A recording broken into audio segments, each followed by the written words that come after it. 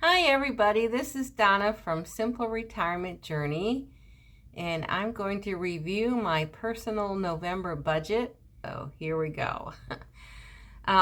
What I do is I share most of my monthly budget, but not everything.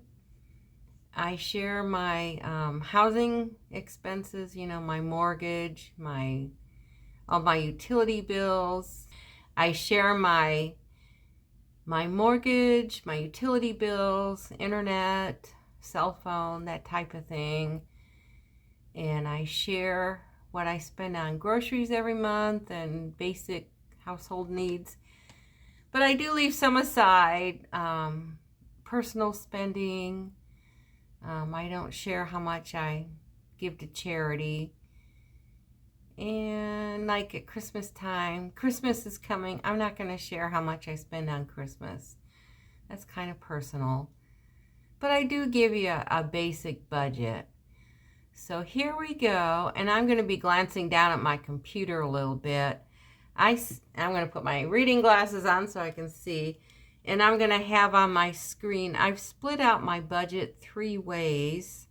And the first part is my, I didn't put a header on it. Sorry about that. The first part of the budget I'm going to show you is what I consider all my housing expenses. And you'll see I have my mortgage, cell phone, internet, and I've talked about this in the past. My electric budget is $53 a month, and my November bill was $60, so I went over $7. And then my gas budget is $63. My actual bill was $37, so I came out $26 ahead. So I take the 26 minus the 7, so I've got 19 extra dollars. My actual is $19 less than my budget. So I take the $19 and I put it in a little savings account. So that's what I do every month. And then I have my Aqua, which is my water bill. City utilities is trash and sewer. I think sewer and water on 2 different bills. Not sure why, but that's the way it is. And then I didn't have any maintenance repairs. I didn't have any household repairs. Gardening's more in the summertime. Oh, and then I included my car insurance. Is $79.55, and then my Aetna health insurance is $185. So my projected cost for housing on a monthly basis is $1,322. And I think all of these except my mortgage, I do a direct pay. They automatically take the money out of my checking account every month. So I need to make sure that all that money is there. And then the mortgage, I know I pay around the 1st. My projected cost is $1,322.02. And I actually spent $1,289.59. And I came out, the difference is a positive, it's $32.43. And of that, $19 I put in my little savings account. And then I'm going to pop up the second screen that shows, I'm going to pop up the second little spreadsheet on the screen. And this is my groceries, housing, fund money, this month fund money and birdseed. Office 365, that's my Microsoft, YouTube subscriptions, and office supplies and other. And so the groceries, I didn't spend quite as much as what I've got budgeted for.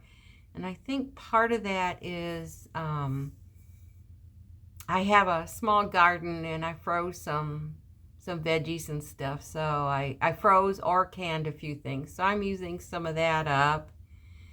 And then I'm pretty good about budgeting, finding things on sale. But I'm not going to lower that grocery amount because, as we know, groceries go up and down. Earlier in the year, a dozen eggs cost what, $5 or $6, and now they're around $2. So I'm not going to adjust the grocery bill a whole lot. And then my non-groceries, that's kind of like toilet paper and Kleenex, that type of stuff. Stocked up on that a little bit this month. And then cleaning supplies, toilet bowl cleaner and all that good stuff. Office 65. Oh, that's my Microsoft. And then fun money. I eat out a little bit, but we've had a really cold end of November, early December. So I've been buying extra bird seed for the birds. I feel sorry for the birds. So I've been buying a little extra bird seed. I guess a lot of people have pets. This is kind of my outdoor pets. What else do I have? Office supplies. What did I buy? I had a lot of birthdays this month. So some of that was buying birthday cards. But just little things. So I'm calling it my grocery spreadsheet here. My subtotal was $345.75, and I spent $303.83. So I came out ahead $41.92. And normally, I just thought of this, normally my haircut is in there. I get my haircut every 5 weeks. And I didn't get a haircut in November, so I didn't put that in there. But I got my haircut the other day. So my total expenses for my budget comes to $1,667.77. I came out ahead $74.35 for the month. And then I'm going to show you my third screen.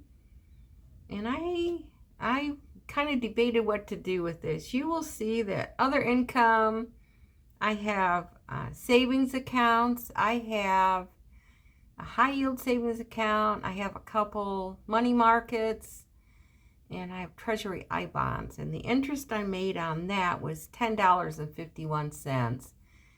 I don't have a ton of money in these different accounts. I'm calling them my emergency funds. So it's important to have a little cash set aside. And then I made money on YouTube in November. I made $23.27. And YouTube, you need to have $100 in income before they send you a check. And in October, I had like $4.13. In November, I made $23.27. So at the rate I'm going, slow but sure, I think maybe in January or February I'll get a check. I'm not sure when exactly you get a check. I think they calculate like through November 30th you would get it towards the end of December. I think that's how it works. I haven't gotten a check yet, so I really don't know.